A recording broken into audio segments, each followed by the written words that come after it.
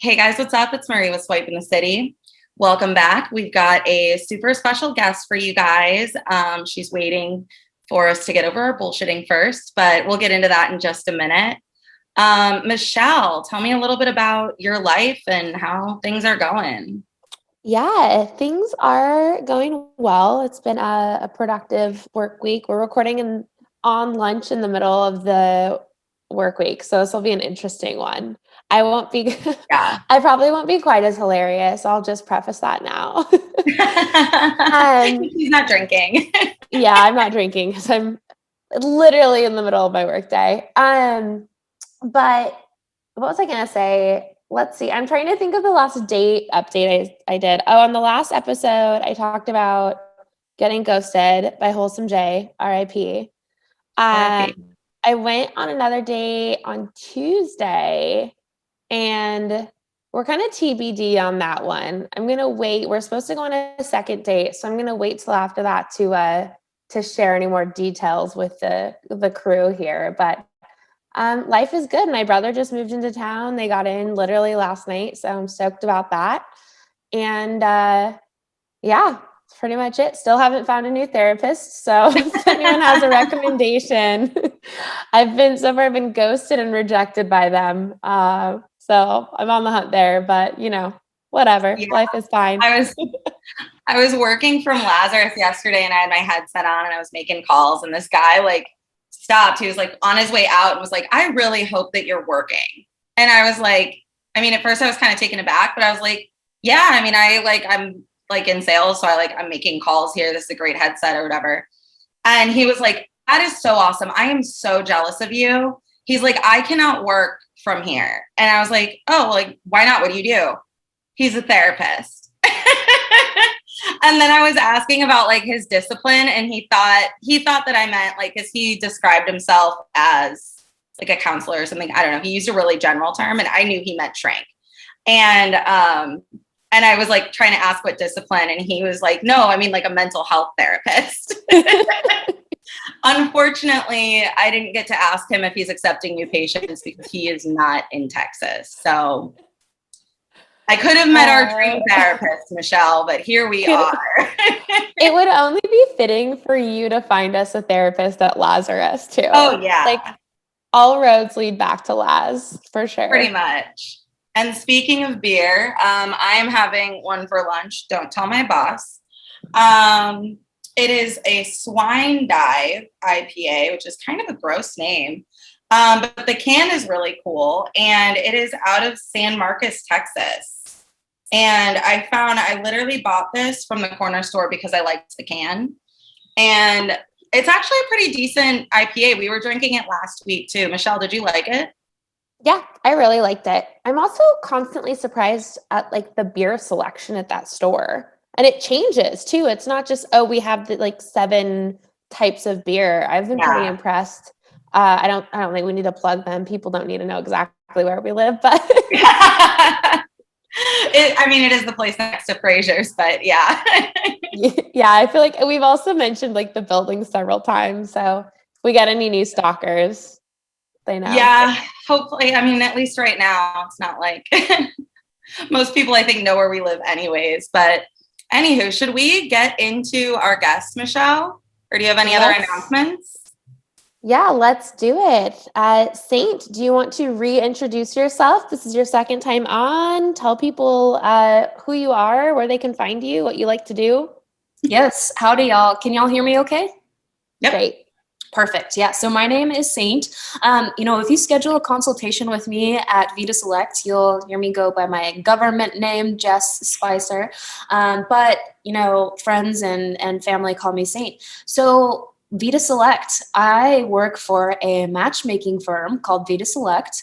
And if you sign up for a consultation with Vita Select, you can expect, to learn the ins and outs of how we make matches.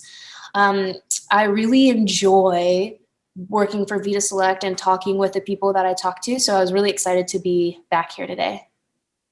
Yeah. And if you guys haven't listened to it, it was about a month or so ago. We had Jess on and Saint, both of your names now. We had her on and she was talking about just some dating best practices, tips for, profile and making matches and keeping matches. So I'm excited to have her on today. It seems like she's the perfect person to give us some insight on finding the perfect matchmaker or dating coach. Yes, absolutely. I would love to talk about that. Yeah. So, and I mean, you told us a little bit more about Vita Select. What is it that you think makes Vita Select different from some of the other matchmakers out there? The main thing is that we don't pretend to know who is the best person for you. So with a lot of other matchmakers, what you're signing up for is to be a part of their pool of candidates that they are just kind of mixing and matching around. And that's not the way that we work. The way that we work is we help you clarify and understand what it is you're trying to accomplish, the timeline for that, and the qualities that you're looking for. And then once we have that clarified, what we do is we use our strategy, our decades-long strategy to put people in front of you and get you out on dates with people who meet your standards, right? And then you, once you're in person, can decide for yourself if this is someone who you have chemistry with, if they're a good fit for you. And our process is recursive. So if the first one doesn't work out, we're going to go out and find new candidates for you who will better reflect your values. And so you mentioned like a lot of other matchmakers have a pool of candidates. So after, it sounds like you kind of give them a little bit of therapy and a little bit of self-reflection to figure out what they want, which, obviously we love. Mm-hmm. And then you find them these matches. It doesn't sound like you have a pool of candidates. How are you going about finding those matches for your clients? Right. So at Vita Select, we do have a pool of candidates because we have clients that we take on. We take on tens of thousands of clients, right? But if you, Marie, or you, Michelle, were to come up to me and schedule a consultation and then I get you matched with a matchmaker, our priority is going to be finding someone with the qualities that are most important to you. And, the reality is when you look at a pool of given people in like the Austin area, for example, it's not always the case that any matchmaker, not just Vita Select, is going to have someone with your exact qualities. And, oh, by the way, that person with those exact qualities is also looking for your exact qualities, right? That's like, that's what matchmaking companies are really selling. And so we, obviously that's not exactly scalable. So what we do is we leverage where people are already dating to be able to find candidates, and where people are dating is, drum roll please, online. Shocker. 80% of singles are online. And in the pandemic, who's to say that number hasn't gone up, right? That study was pre-pandemic. Wow. For sure. Well, that's so one of our friends, she was reached out to by a matchmaker from a different service locally through Instagram. Yeah. Which is interesting. In my opinion. You said kind of unprofessional. I think so. I mean, it's tough. I mean, it's not, I don't know. I feel like we talk about like what are and aren't appropriate, like DMs all the time, right? I think it's like context. And maybe she knew her through someone or something else like that. But I think it makes sense. Everybody's online on like one app or another, even if we delete them and then re-download them and then delete them. One kind of step back I wanted to take is thinking through. So like there's coaching and then there's matchmaking. And I was listening to a podcast where there was another, she kind of did both, but she talked about how for women, mostly she had like a coaching program. And then for men, she did the matchmaking. Do you have any kind of thoughts on the differences between working with a dating coach versus a matchmaker? Yeah, so I'm curious because Marie brought this up when she pitched me the idea for me to come back on.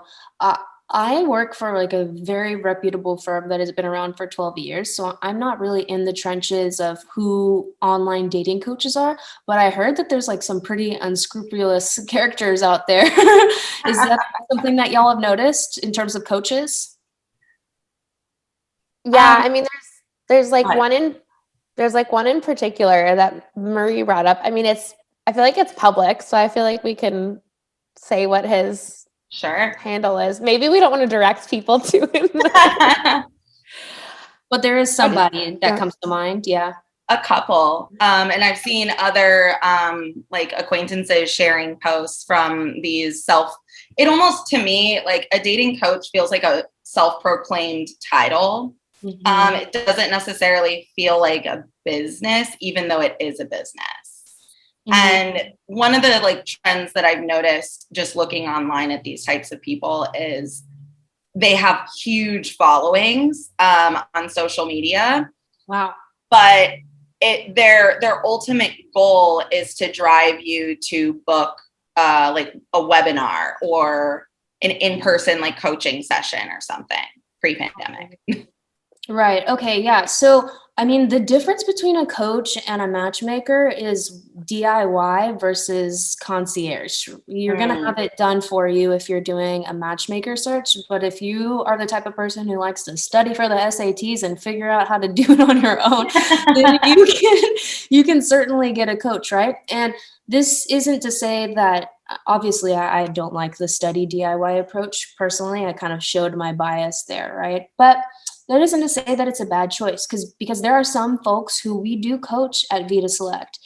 If you schedule a consultation with me and we can't even talk about what results you want because you haven't been on a date in 30 years, you just got out of a long-term relationship and you don't even know, like, is it appropriate to talk to women? How are we gonna like keep your privacy? Like, what do you do? Where do you take her on the first date? How do you text? Like, if you're asking me those questions, we are not ready to get you on any dates. We have a lot of limiting beliefs to kind of comb through before we get there, right? And that is a great area for a coach. And I can see how there might be some, what are those guys called who are just really jerks to women and they're like hustlers. That's not the word. There's like a word for guys who like are smooth talkers and they try to date and they try to tell you how to date them. I can't think of it. I can't think of it either. I know exactly what you're talking about though. Yeah. There's like, I feel like it's like an older term that's not used as much, but I know exactly what you're talking about. Yes, exactly. So, I mean, I can see how this could turn into that, where if you are a male dating coach and you're catering to men, you kind of take this alpha approach and it's all about like domination and how to establish yourself as like an authority or whatever. But the reality is coaching is just supposed to help you like uncover your limiting beliefs and gain more confidence.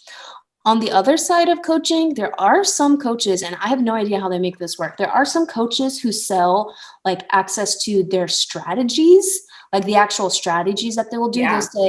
They'll say, hey, if you really enjoy, for example, skiing, and you see that there's a girl who you're really attracted to, loves skiing, then you can reach out and send like a really personal message to the skiing person. It's like, that's fine. That takes like 20 minutes. But the real strategy there is that you want to reach out to every single person who has skiing in their profile, right? So the strategies vary based on person to person. I don't know how what you've seen on that end. Yeah, I've definitely seen people selling like booklets and like subscription services and things like that, where it is very, I think DIY is a good way to spin it. How would somebody like, whether they're the business or entity is claiming to be a matchmaker or a coach, do you have any tips for people on how to distinguish some of these, I don't want to say like chauvinists, but like some of these guys or girls who may or may not be legit to the services like yours that are reputable?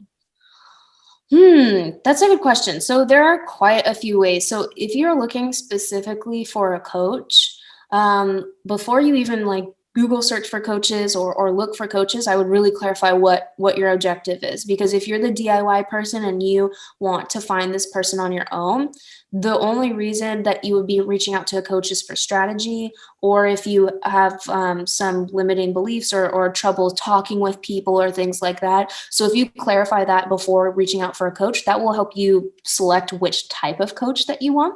And you'd be less likely to wind up with some guy who claims to do it all, right? And then delivers on nothing. The second thing, if you're looking for a matchmaker, that is pretty easy. I mean, I would look at online reviews and go to sites like Trustpilot or the Better Business Bureau and just look and see how these people are ranked. And in terms of, Matchmaker, they're going to get you on an interview, an introductory call. That's the first step to getting connected with any matchmaker. And on that introductory call, you can ask your matchmaker or the person on the other end of the phone as many questions as you would like, and definitely go to town on the questions. I love that you mentioned that because, like, I made a note before we hopped on that, it seems like matching with the right matchmaker is the first step, because I would assume that each, either person is an individual matchmaker or even like services have different specialties, different areas that they're focused in. What would you say are some of the questions to ask? Like, so what are the, in your introduction to a matchmaker, what are some things that would help like me figure out if you're going to be the best fit for what I'm looking for? Right.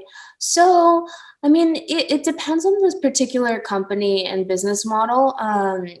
If you are speaking directly to the matchmaker, of course, would want to ask, how many clients are in the database in the area that you're looking at? How big is your pool of candidates, and where do they come from, and how do you screen them?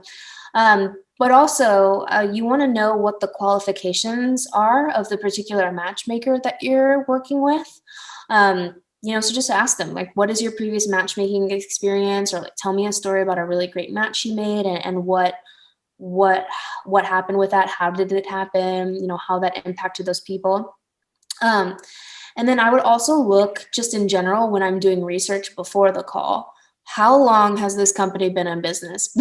Because if someone started their online dating coaching business in the middle of COVID, I don't know. Is that something that you want to give your hard-earned dollars to? Maybe not. I don't know. You got to start somewhere, right? Very good point. On the note of like dollars, what is there, like, where does the price range fall? And do you think that there's like potentially an estimate of a quote fair price for a matchmaker or a dating coach type service? Obviously, it's going to be a range. Mm-hmm.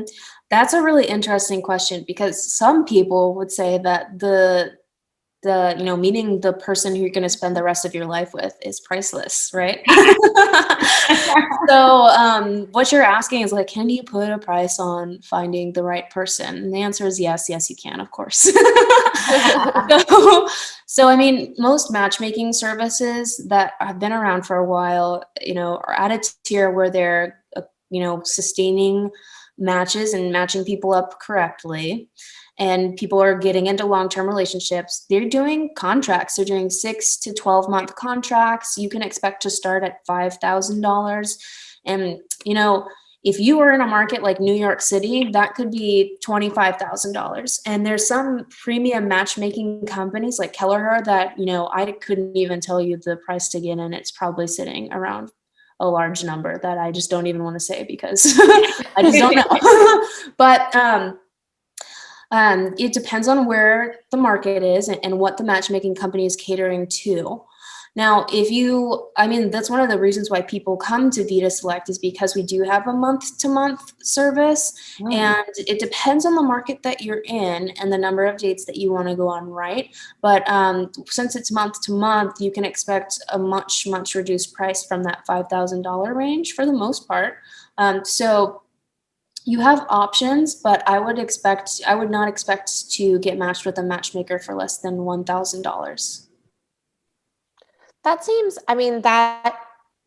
like $1,000 sounds like a lot, but that seems completely reasonable knowing the process and the time that's going to go into it. And also all of the time that you can't see, right? So everything that you guys are doing when you're working with other people who may or may not be in the database, the coaching that goes into it, like I think that makes sense. And I was looking earlier, and the like 5 to 10,000 range was Google's answer for the average cost, or at least like the kind of buy-in cost for that.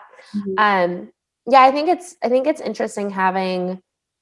I mean, I'm sure there are stipulations, but having like the 6-month contract versus a month-to-month contract.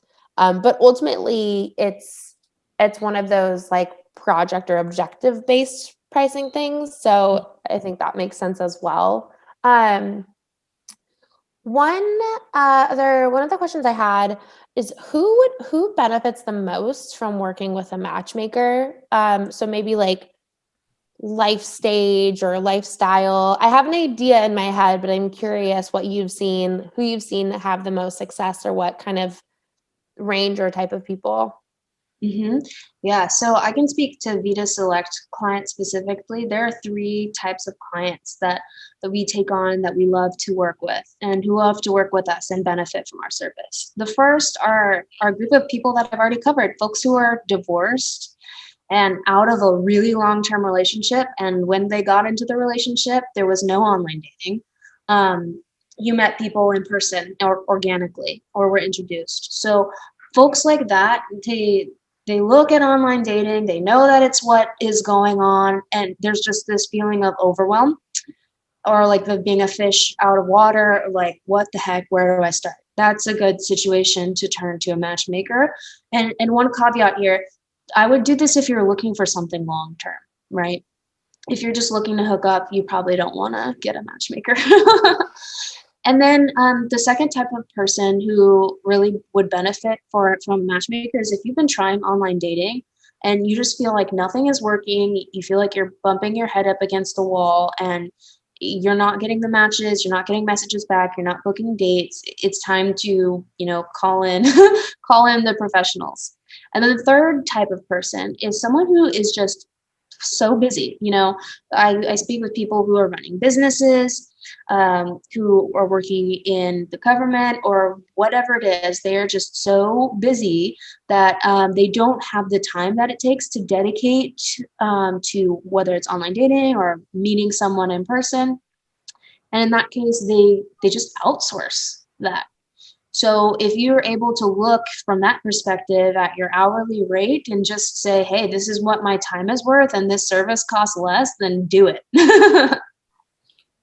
Yeah, that makes a ton of sense. And those are kind of the buckets I would think about. And especially the people who are super busy. It's like, it takes time to scroll, and it takes time to swipe, and it takes time to update your profile. And then it takes time to have the conversations and then to make the plans. Like all of that really does take time, especially if you're, doing it at scale or variable scale. So I totally can see how super busy. I feel like super busy people with like intent, like you said, to end up in a relationship.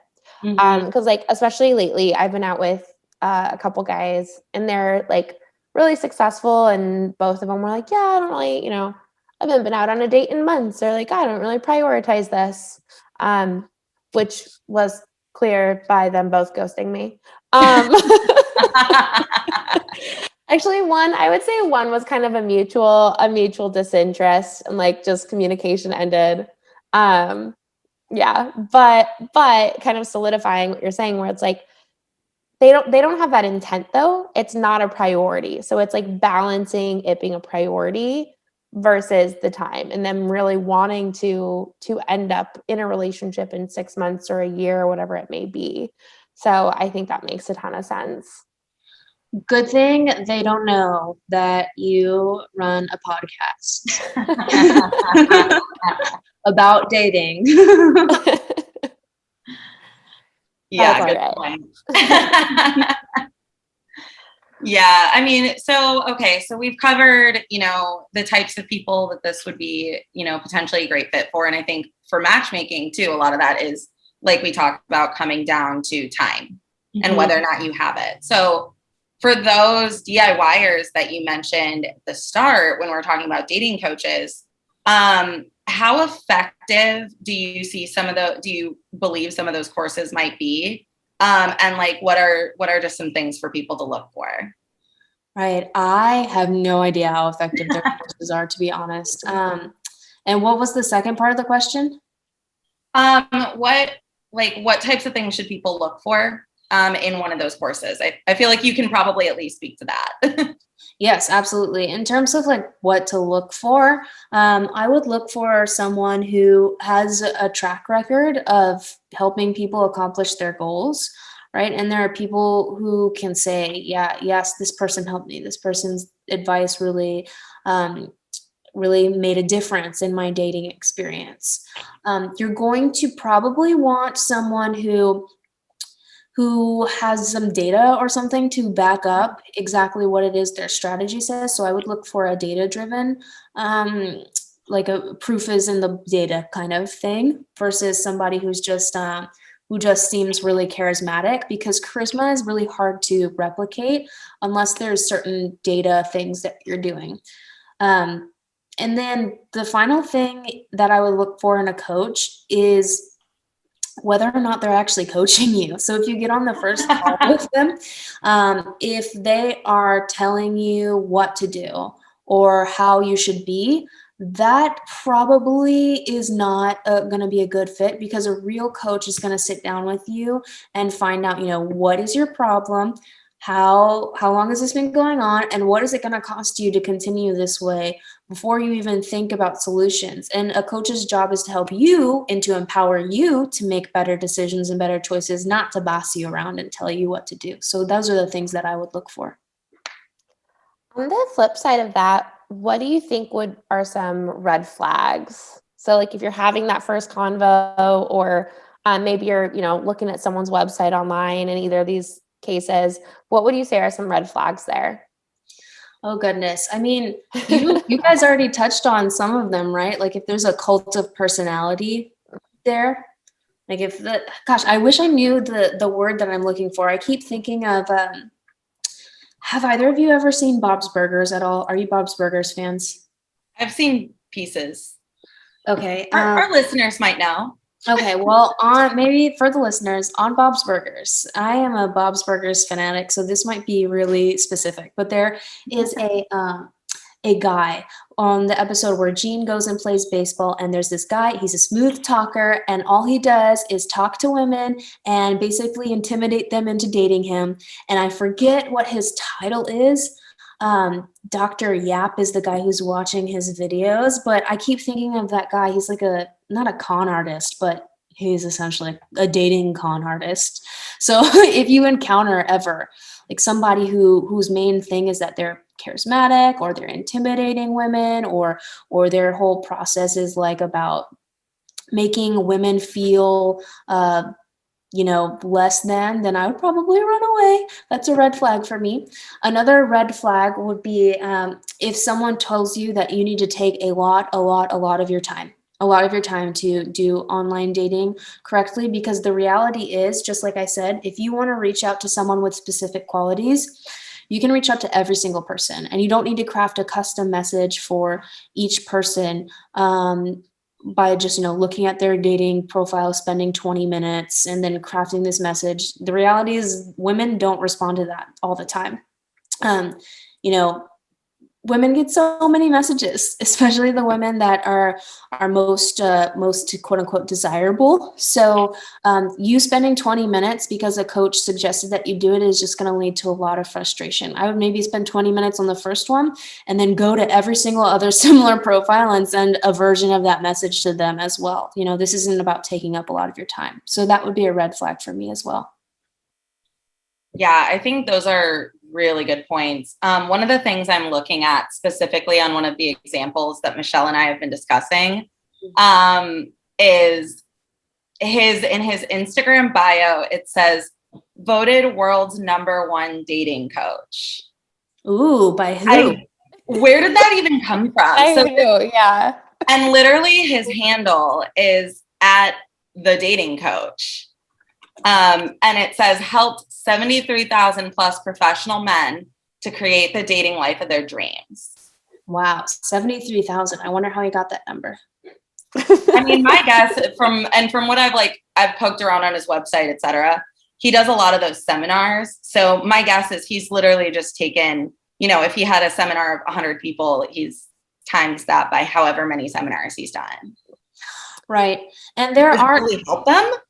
Yeah, I don't know. And there are like lady dating coaches. I don't know how that whole field works, but it's women especially, man. I really don't think you need a dating coach unless you're going through like the limiting beliefs or social stuff. I mean, women, you just really need, if you're busy, you need someone to do it for you because you can absolutely get men. That's the way it works. Who run the world? We do. I think touching on the limiting beliefs is an interesting one for women because I've been listening to a lot of episodes around this lately, but one of the episodes I was listening to, the matchmaker was saying that the biggest thing they have to work on with women versus men is that women come to the table and they're like, okay, so here's my list. He must be 6'1". He must look like this. He must have this exact type of job. He must make this exact amount of money. And like women are much more of this, like, we've got this list. We have to hit all of this criteria.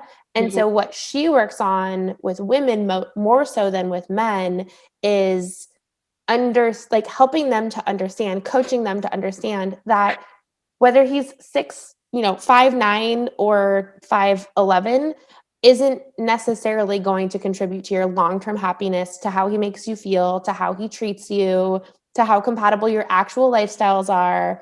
And so I feel like, and even from like, the memes out there and like conversations with friends and other people we've talked to on the podcast, I feel like we create these lists and these must-haves, but we look at the things that may or may not actually contribute to like a successful long-term relationship.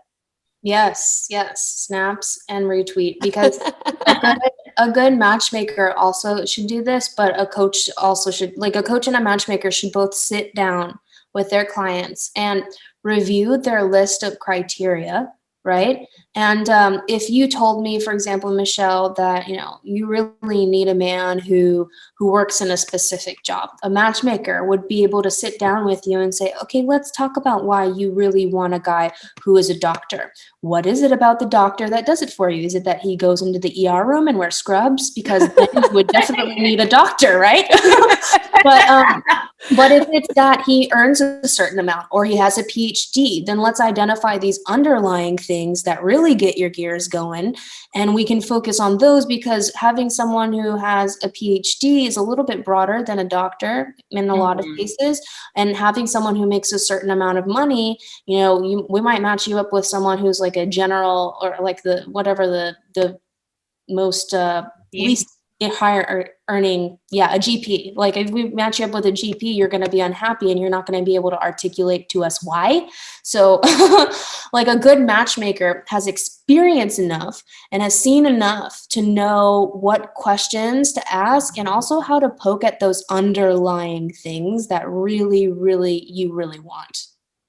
That is such a great point. And especially like that resonates for me, just like working in the real estate industry, and Michelle knows this because she used to be in real estate, but like when somebody's looking for a home, they're saying like, oh, I want a big backyard. Okay, well, why do you want a big backyard? And you have to uncover the why before you can actually figure out like, well, maybe they just want a dog. You know what I mean? Or they have 6 kids that need a big backyard and they want to build a tree house. I don't know. So that's such a good point. And I think people, especially probably women, probably forget about it. Yeah. I mean, if you have like such incredible specificity that you're able to say she needs to be 6'2" and have naturally blonde hair and all of this stuff, then any matchmaker is probably going to say, okay, let's take some of those must-haves and make them nice to haves. Right? Because even if we find that person, they're, who's to say that they're going to be interested in you back? What are you bringing to the table? That's a good point too. And Michelle, you looked like you had something to say. Sorry. Well, that just kind of like, I'm just trying to think. So how do you approach it if you're having a hard time getting people to like your clients? I don't know. Is that mean? I guess it's not mean, but basically it's, you guys are doing the work, you're finding people that match their requirements. But what do you do if you're doing that for a while and the people just aren't interested? Right. So I mentioned our process is recursive. So we check in. We ask, how did the date go? What do you think went well? What do you think didn't go well? What would you like to see next time? If there's a trend that we notice, I mean, it will be very obvious to the matchmaker and to the person who takes the intro call that this person either A, has some personality thing that they are doing over and over and over again that is just completely blocking them. Mm-hmm. And that a matchmaker will be able to know, right? Because they've talked to this person. Yeah. they know by then. But other times people are just dating challenged. And this is a term that we use to just describe folks who, I mean, they're dating challenged. This is the online dating world. Everything's picture driven, Right. and if you don't turn up good on a picture, it's gonna be hard for you, right? And if you have 50 missing teeth and you smell like BO and you have a hump on your back and a hook in your hand, then it's going to be tough for a matchmaker to match you. And, we're not going to sit here and Photoshop you and lie to you and say that you're going to get a supermodel woman. But if that's the case, we need to be realistic, right? And so if you're dating challenged, a good matchmaker and a good coach will say, okay, let's think about the strategy. How are we approaching women, and which women are we approaching? Are we looking for supermodels? Because unless you have something that's going to attract a supermodel, we might need to look elsewhere. And what's the problem with looking elsewhere? Okay. Human beings are human beings, and we're in a relationship business of humans relating to other humans. So I don't know. It's tough. Yeah, and I don't think a lot of supermodels, unless they're pirates, are looking for a guy with a hook for a hand. And a hump on his back. And well, Quasimodo did get Esmeralda, so Esmeralda was banging. It's been a long time since I watched The Hunchback of Notre Dame, but I want to cosplay her. I want to dress up as her. Oh, that would be awesome. Oh man, do you have any tips? And we've touched on mindset a little bit right here, but like, what are some things that people should be aware of and thinking about for the mindset going into hiring a matchmaker? Right. So in terms of mindset, thinking about mindset going into hiring a matchmaker, do you want a long-term relationship? Are you emotionally ready to date right now? If we set you up on a date this weekend, are you emotionally ready to date? And make it right now. Don't make it 3 weeks from now when the matchmaking starts. Right now. Like if we sent you on a date right now, would you be ready? Another question is, what are your priorities? Because if you told me that your priority is sitting down in front of someone and taking your time and feeling out how this person is, you're going to be a better fit for, maybe 2 dates a month. Whereas most of our clients are averaging a date a week, because most of our clients are the type of people, they're busy. They sit down in front of someone and they know pretty quickly. They're like, okay, I know I don't feel the spark. I don't feel it. And I'm going to move on instead of wasting both of our time. The only other thing that we haven't covered that I would just bring up as not even a mindset thing, but something important to mention is that some matchmaking companies do the blind date thing where you don't see the person or know about the person before you go on the date. And so you have to think about if you're okay with that, right? Because that's a big deal. So if you're going to sit down with someone that you've never seen before, you have to kind of prepare yourself for that mentally, because you're sitting down with another human being, and if they pop up and they are nothing like what you expected, you want to be able to manage those emotions for the sake of the other human being that you're sitting down in front of. So if you know that you're not the type of person who can have someone pop up in front of you and they're not what you expected, and you're let down and you're showing that on your face, then maybe go with a company that shows you ahead of time who you're sitting down with, right? That's such a good point, because it is a mindset thing. And we also, even if they tell you the characteristics of someone, you might just kind of like fabricate this look, Mm-hmm. and it's probably not going to be, they're not going to look like that because you just made it up in your head. But yeah, that's a good point that's like a good question, I think, too, to ask when you're like interviewing and like trying to find a matchmaker, is knowing what you are comfortable with, Mm-hmm. and then expressing that. And if they only do blind matches, then, finding one that will at least let you view a profile or a photo or something ahead of time. Yes, absolutely. And then this one is kind of silly. I have heard of this happening on rare occasions, but if you meet someone and you're exploring a relationship with them, you might want to think a little bit about whether or not you have the capacity to meet more people on top of that, because some companies continue to drip people to you. And if you are exploring a relationship with person B, you may not be the type of person who can also then facilitate a new introduction with person C and person D, and oh my God, we're at person E and I'm still thinking about person B, so thinking about contracts and can you pause or freeze, or what happens if you meet someone. That's such a good point that like I probably wouldn't have thought about, but I'm totally one of those people. Like, I'm not like good at dating multiple people at the same time. Michelle and I were just talking to somebody who I think we need to have on the podcast, but she has a literal spreadsheet of guys, which is like so impressive. And I was like, also, like, if I was that type of person, I would totally have a spreadsheet. But like for me, if I'm interested in somebody, it's really hard for me to look around. Yeah, for monogamous people, that is tough. And then, oh my gosh, polyamory and matchmaking is a whole other topic. But it is possible, and it is something that we deal with. But yeah, I mean, it's up to you what your approach is ultimately. It's interesting you mentioned that, because the dating coach that we've been talking about from Instagram has also been posting stuff about polyamorous dating, which is that's a rabbit hole that we probably don't need to go down today. I was gonna say that's a future episode for sure. Definitely.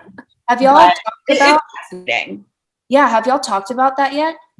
We have not. No, we've not done an episode on it yet. So that's a future episode. Nice. I love that. But yeah, I'm like desperately trying to find out before this podcast ends the name of that guy in this episode, this baseball episode where Gene plays baseball, because I, like you were saying, Michelle, like, the name of this like the type of person who's like really skeezy, and they say that I can get pickup artist. Pickup artist. Oh my God. That is an old term. Pickup artist. Yes, a pickup artist. Ugh. Feels so good to get the right word. The timing was impeccable as well. So, Saint, where can people find you if they just want to check you out, follow your music? And then how do they find you if they want to learn more about your services? Right. So as a musician and human being, if you are, for whatever reason, intrigued and would like to find more information, you can absolutely find me on Facebook or on Instagram at Saint Said So. Like I told you so, I said so, Saint said so.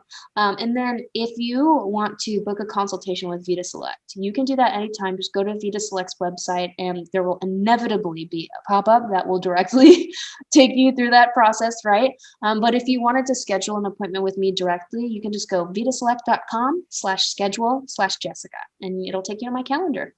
And we'll be including that link, obviously, on the description for this episode. And other comms that we're doing. Oh, God, comms, you can tell I'm in the middle of my work day. The other posts and all that other fun stuff. We're definitely going to make sure to plug that link in. Hey. We're gonna give you 10 minutes back. Awesome. And as usual, you can find us at Swipe and the City across platforms. And Marie, what's your personal IG handle? At Marie R. Carlson, my name. And you? At M. Craig PDX. Ooh.